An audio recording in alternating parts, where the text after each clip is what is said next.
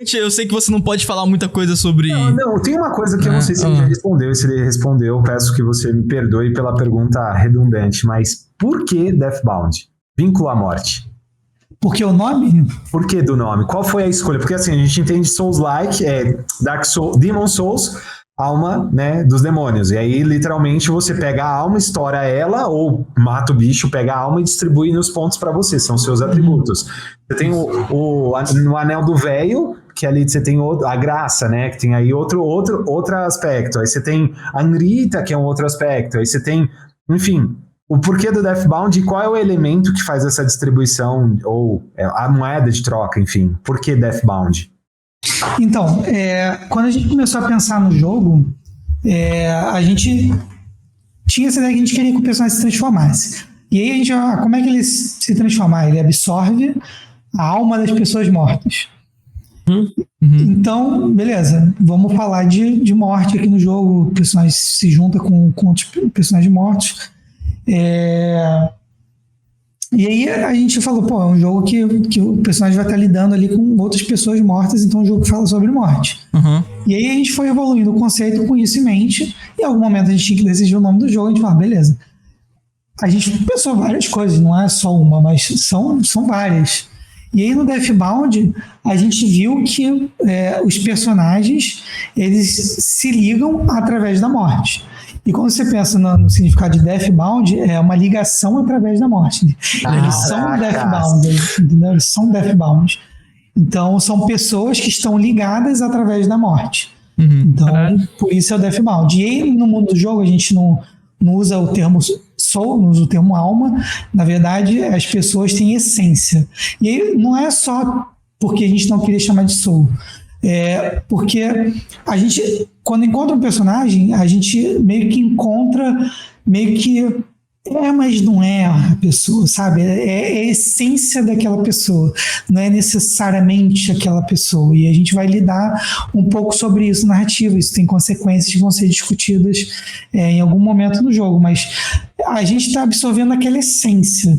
E aí a gente meio que a essência é essa coisa que no mundo do Deathbound é o que liga toda a história. Lá no princípio, a deusa morte, ela tinha um poder que ela entrega para a deusa vida, e com isso ela cria a vida dos homens e outra vida, e as pessoas são imortais por causa disso. Esse poder a gente chama e denomina de essência.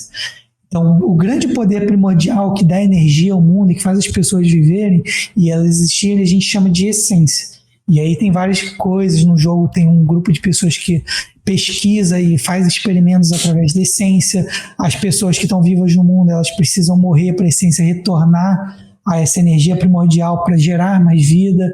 E aí tem uma discussão de a quem pertence a essência. A essência pertence à vida ou a essência pertence à morte? Então tem várias discussões dentro do mundo e da mitologia e do credo, né, da crença das pessoas do mundo do jogo sobre a essência e como as pessoas têm que lidar com vida e morte. Então é um jogo que vai discutir muito sobre vida e morte. A gente queria falar sobre morte, vamos falar sobre morte. Qual é o jeito bom de falar sobre morte? Falar também sobre vida. Então a gente vai criar essa antítese de pessoas que têm visões diferentes. E então a gente levou também a história do jogo para ser uma discussão sobre aceitar a morte. Então, né, o que significa aceitar a morte? Qual a importância da morte na nossa vida, né? A gente se fala muito sobre a morte é o estímulo da vida. A gente vive porque a gente sabe que vai morrer. Porque se a gente não tivesse um horizonte no final da nossa vida, a gente pode deixar qualquer coisa para outro dia, porque não acaba. Então a gente acaba vivendo, a gente pode acabar vivendo essa vida meio vazia, de que, sabe, qualquer coisa eu posso deixar para depois, não importa, não tem. Aí, não na tem moral. fim. A gente pergunta. Na moral, tem mais lore que Dark Souls. Mano, total. Cara, o Ítalo já tinha respondido isso na última vez, mas o pessoal que não sabia, eu achei incrível quando ele falou também lá no passado. Eu falei, caraca. Tipo, então a gente quer lidar com isso, a gente quer lidar com estágios do luto. Então, se não conhecerem a teoria da Elizabeth Kubler-Ross, que fala sobre... É claro que a adaptação, né, Tem um artigo, né, tem um livro que lida muito sobre ciência e cuidados paliativos, que fala sobre aceitar a morte, essa aceitação de alguém que está prestes a morrer, sabe? Tipo, principalmente pessoas que estão num tratamento terminal de câncer ou outras doenças que já estão naquele caminho ali que, pô, não tem mais solução, sabe? Provavelmente 2, 3 meses. Então você tem que lidar com... Imagina, você tem que lidar com saber que o seu fim está próximo. Então tem uma teoria da Elizabeth Kubler-Ross que discute sobre isso, né?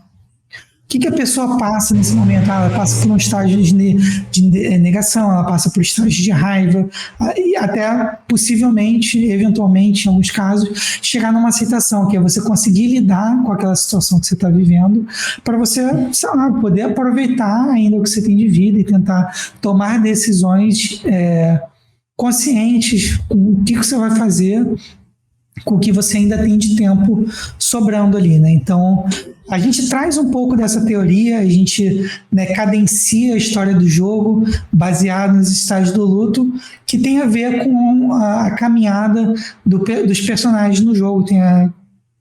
Tem algumas coisas ali que você vai descobrir, tem alguns meio que plot twists, tem, sabe, uma jornada para você descobrir do mundo dos personagens do jogo, que passa também por esse processo de, pô, eles morreram, e de repente eles estão vivos, e aí o que eles vão fazer com isso? Qual o destino deles no final das contas?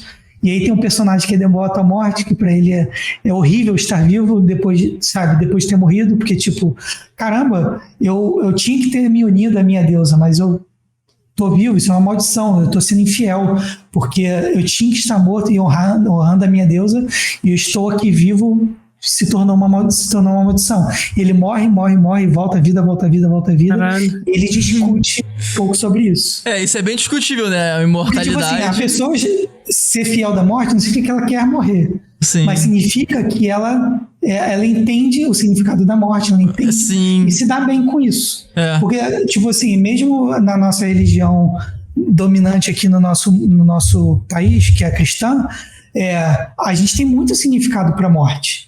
Sim. E mesmo assim, né, todo mundo quer morrer, ir para o céu, se unir a Cristo, e mesmo assim não significa que a pessoa quer acabar com a própria vida, não quer morrer imediatamente. Sim. Então tem essa nuance que os devotos da morte eles não querem morrer, mas eles querem ser fiéis com a morte, eles querem que no final da vida a essência deles se una à sua deusa. Então esse personagem que é fiel da morte, que está sendo impedido de se reunir com a sua deusa, ele está se vendo como infiel, falando... Você está no canal de cortes da Nave Podcast. Clicando aqui você vai para a continuação desse papo. Aqui embaixo separamos um vídeo especial para você. Lembrando que aqui sai corte todos os dias. Então aproveite, se inscreva no nosso canal e venha decolar com a gente.